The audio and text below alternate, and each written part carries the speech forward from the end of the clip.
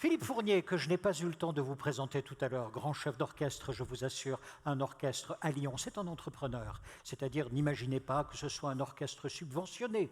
Ce n'est pas un orchestre du tout subventionné, Philippe, c'est un orchestre vraiment qui peut aller jusqu'à 40, 50 musiciens. Centaines, oui. Ça s'appelle un orchestre privé. Orchestre Ça veut privé. dire privé de tout. Je connais. Et vous avez voyagé dans le monde entier sur des événements extraordinaires, prestigieux également. Oui, on a eu cette chance, ouais, de vivre une aventure magnifique. Est-il possible de jouer de la musique sans connaître la musique? C'est la question que je te pose. C'est plus qu'une question parce qu'elle montre un petit peu l'idée de savoir faire autrement, encore une fois. Qu'est-ce qu'on a comme ressources en face de nous? On a des compétences. On a, évidemment, quand on est musicien, des compétences un peu exacerbées, hein, c'est-à-dire 15 ans d'études, pratiquer 3 heures son instrument par jour. Donc on a des experts. Comme vous avez besoin d'experts, de gens qui sont précis dans ce qu'ils vont faire, qui ont été formés à ça. Mais si on veut aller plus loin, plus autrement, dans le thème d'aujourd'hui, il y a une autre dimension qui est intéressante. C'est l'autre aspect de l'humain. C'est l'autre côté de ce qui est à l'intérieur de la richesse, de cette ressource humaine, de ces collaborateurs qui vont vous aider à aller plus loin, à faire des choses différentes. Mais souvent, il faut aller la chercher, cette idée-là. Parce qu'on ne nous a pas éduqués, j'entendais parler d'enseignement, là j'avais envie de venir parler avec lui, là, j'ai plein de choses à échanger. On ne nous a pas éduqués sur cette idée. Qu'est-ce qui est la vraie ressource? On nous branche sur notre savoir-faire, sur notre expertise. On nous branche sur l'idée que c'est ce que nous avons appris qui est important. J'aimerais juste faire une petite expérience pour ouvrir une autre idée. Est-ce que vous avez déjà joué du piano dans votre vie, madame? Ah, ça fait plaisir. Parce que souvent, on me dit non, en France, l'éducation artistique. Et vous, vous avez déjà joué? Ah, jamais? Eh bien, ça tombe très bien. Bonjour, votre prénom, c'est? Emmanuel. On va encourager Emmanuel et l'applaudir si vous voulez bien venir avec moi. Non, vous savez, dans vos applaudissements, on entend un truc du genre « heureusement que c'est pas moi ». Vous pouvez l'encourager, s'il vous plaît? Lui donner de l'énergie. Parce que justement, l'énergie, la dimension dont on va parler... Vous m'avez dit votre prénom? Emmanuel, pardon. Bonjour Emmanuel. Écoutez, je vais vous inviter à vivre une petite expérience assez courte, mais je sais qu'à la fin, ils auront tous envie, ils vont tous vous envier, vous allez voir. Hein. Vous allez prendre place ici à côté de moi. Donc Emmanuel m'a dit il y a quelques instants qu'elle n'a jamais joué de piano. Elle ne connaît pas ma technique, mon vocabulaire, ma grammaire, mon langage, mon savoir-faire, bref. Ce sur quoi on mise tout le temps chaque fois qu'on veut travailler avec quelqu'un, c'est quoi ton CV? Qu'est-ce que tu sais faire? Alors, comme ça, j'aurais besoin de toi dans mon entreprise. Moi, j'aimerais ouvrir une autre porte, mais tellement immense que ce n'est pas en 5 minutes qu'on peut peut-être percevoir. Mais en tout cas, j'espère que vous allez ouvrir un peu avec nous cette porte. Donc, je l'invite à venir jouer du piano avec moi. Elle n'a aucune technique, aucune expérience. Je voudrais juste que vous passiez juste quelques instants à être très critique sur votre siège et vous dire qu'est-ce qui se passe en ce moment? Qu'est-ce qui se passe entre deux? Qu'est-ce qu'elle est en train de faire? Pourquoi? Comment? D'où ça vient? On vous laisse travailler, on vous laisse observer. Nous, Emmanuel, je vous propose un petit jeu très simple. Un petit jeu, vous allez prendre un doigt. Vous voyez, la règle du jeu, elle va être très bête. Très bête. On va jouer sur les touches noires dans un premier temps, mais la règle du jeu est très simple. Moi, je vais vous poser une question en jouant n'importe quoi. Et vous, vous allez devoir répondre à ma question en jouant n'importe quoi. Oui, mais il faut quand même répondre à ma question. Hein.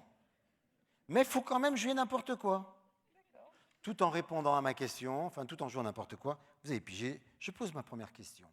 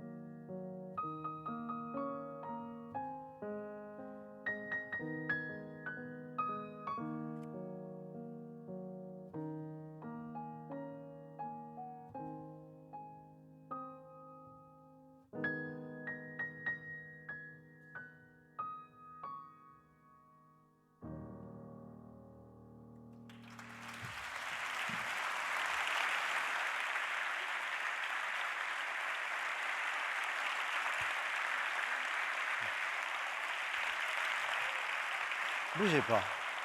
S'il vous plaît, juste 2 secondes là. Vous pouvez éclairer la salle? Ouais. Est-ce qu'il y a quelques personnes qui ont envie de dire un mot par rapport à ce que vous venez de... Magnifique, bravo, merci, je renvoie à la salle. Pardon? On trouve un langage commun. Et monsieur s'exprime avec ces mots. Magique? Certainement pas. C'est vrai que c'est peut-être une impression, mais ce n'est pas magique. C'est simple. C'est cette introduction que je vous ai faite alors.